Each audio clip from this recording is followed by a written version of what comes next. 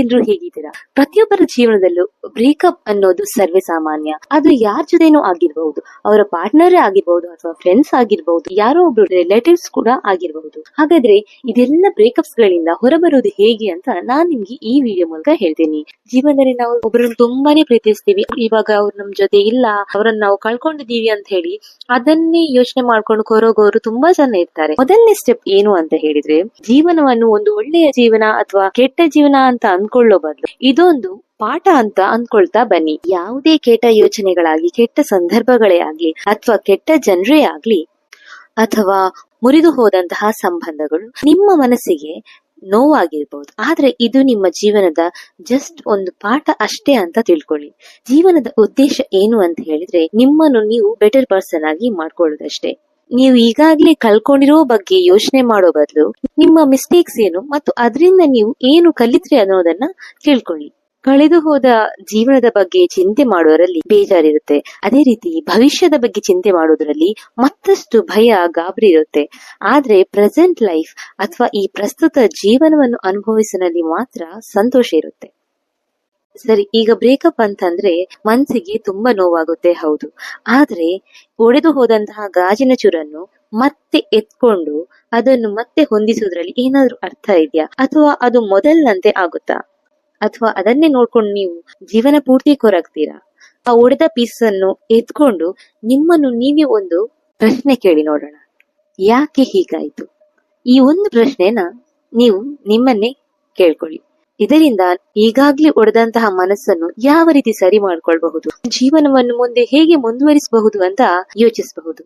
Step number 3, ಕೆಲವೊಂದ್ಸಲ ನಿಮ್ಗೆ ಯಾವ ವ್ಯಕ್ತಿಯಿಂದ ನೋವಾಗುತ್ತೋ ಅವರಿಂದ ದೂರ ಇರೋದೇ ಒಳ್ಳೇದು.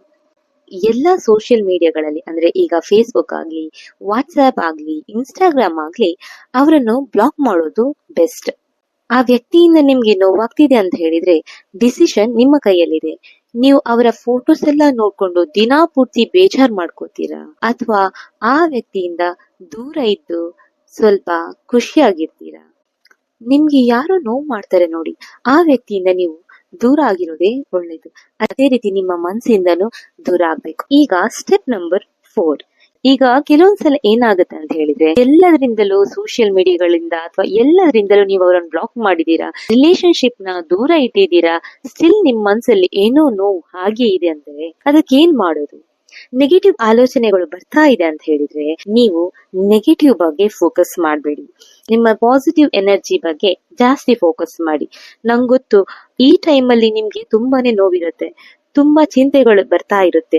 ಆದ್ರೆ ಈ ನೆಗೆಟಿವಿಟಿ ಅನ್ನೋದು ನಿಮ್ಮನ್ನು ಕಂಪ್ಲೀಟ್ ಆಗಿ ಆಕ್ರಮಿಸೋ ಮುಂಚೆ ನೀವ್ ಯಾಕೆ ಒಂದು ಬೆಟರ್ ವರ್ಷನ್ ಆಗಿ ಬದಲಾಗಬಾರ್ದು? ನಿಮ್ಮ ಪಾಸಿಟಿವಿಟಿಯನ್ನು ಇನ್ಕ್ರೀಸ್ ಮಾಡಿ. ನಿಮ್ಮಲ್ಲಿ ಅಷ್ಟೊಂದು ಪಾಸಿಟಿವ್ ಎನರ್ಜಿ ಇದೆ ಅಂದಾಗ ನೀವ್ ಅದನ್ನ ಯಾಕೆ ನೆಗೆಟಿವ್ ಆಗೋದಕ್ಕೆ ಬಿಡ್ಬೇಕು ಅಲ್ವಾ? ಫೈನಲ್ ಸ್ಟೆಪ್ ನಂಬರ್ 5, ಜೀವನದಲ್ಲಿ ನೀವು ಕೆಲವೊಂದು ಸಂದರ್ಭಗಳನ್ನು ನೋಡುವಂತಹ ದೃಷ್ಟಿಕೋನ ಯಾವ ರೀತಿ ಇರುತ್ತೆ ಅದರ ಮೇಲೆ ನಿಮ್ಮ ಜೀವನ ಕೂಡ ಡಿಪೆಂಡ್ ಆಗಿದೆ. ಈಗ ನೀವು ಕಳ್ಕೊಂಡಿರುವ ವ್ಯಕ್ತಿ ಅವರನ್ನೇ ನಿಮ್ಮ ಜೀವನ ಅಂತ ಅನ್ಕೊಂಡಿರ್ಬಹುದು, ಮುಂದಿನ ಎಲ್ಲಾ ಜೀವನದಲ್ಲಿ ಅವರೇ ನನ್ನ ಜೊತೆ ಇರ್ತಾರೆ ಅಂತ ಅಂದ್ಕೊಂಡಿರ್ಬಹುದು, ಅವರ ಮೇಲೆ ತುಂಬಾನೇ ಕನ್ಸರ್ನ್ ಇಟ್ಟಿರಬಹುದು, ಏನೇನೋ ಖರ್ಚು ಮಾಡಿರ್ಬಹುದು. ಆದ್ರೆ ಅವ್ರೀಗ ಇಲ್ಲ ಅಂತಂದ್ರೆ ನೀವು ಅದನ್ನು ಅಕ್ಸೆಪ್ಟ್ ಮಾಡ್ಬೇಕು. ಇದೊಂದು ಜೀವನದ ಪಾಠ ಅಂತ ಅಂದ್ಕೊಳ್ಬೇಕು. ಅವ್ರು ನಿಮ್ಗೆ ಸಿಗೋದಿಲ್ಲ ಅಂತ ಅಂದ್ಮೇಲೆ ಅವರ ಬಗ್ಗೆ ಯೋಚನೆ ಮಾಡೋದ್ರಲ್ಲಿ ಯಾವ ರೀತಿಯ ಅರ್ಥವೂ ಇಲ್ಲ, ಇದರಿಂದ ನೋವು ಜಾಸ್ತಿ ಅಷ್ಟೇ. ಹಾಗಾಗಿ ಅದನ್ನೇ ಯೋಚನೆ ಮಾಡೋ ಬದಲು ನಿಮ್ಗೊಂದು ಉತ್ತಮ ಜೀವನ ಇದೆ, ಇನ್ನು ನಿಮ್ಮ ಜೀವನ ಇನ್ನೂ ಸುಂದರವಾಗಿರುತ್ತೆ ಅಂತ ನಿಮ್ಮಲ್ಲಿರುವಂತಹ ಈ ಪ್ರಸ್ತುತ ಜೀವನವನ್ನು ಅನುಭವಿಸುವುದು ಎಷ್ಟು ಮುಖ್ಯ ಅಲ್ವಾ? ಪ್ರತಿಯೊಬ್ಬ ಮನುಷ್ಯನಲ್ಲೂ ಪಾಸಿಟಿವಿಟಿ ಮತ್ತೆ ನೆಗೆಟಿವಿಟಿ ಅಂತ ಇರುತ್ತೆ. ಆದ್ರೆ ನೀವು ಆ ನೆಗೆಟಿವಿಟಿಗೆ ಫೋಕಸ್ ಮಾಡಬೇಡಿ, ಆ ಎನರ್ಜಿಗೆ ಫೋಕಸ್ ಮಾಡಿ. ಅಂತ ಹೇಳಿದ್ರೆ ಆ ಪಾಸಿಟಿವ್ ಎನರ್ಜಿಗೆ ನೀವು ಫೋಕಸ್ ಮಾಡಿದಾಗ ನಿಮ್ಮ ಜೀವನ ಕೂಡ ಅಷ್ಟೇ ಸಂತೋಷವಾಗಿರುತ್ತೆ, ಒಂದು ಉತ್ತಮ ಜೀವನ ನಿಮ್ಮದಾಗಬಹುದು.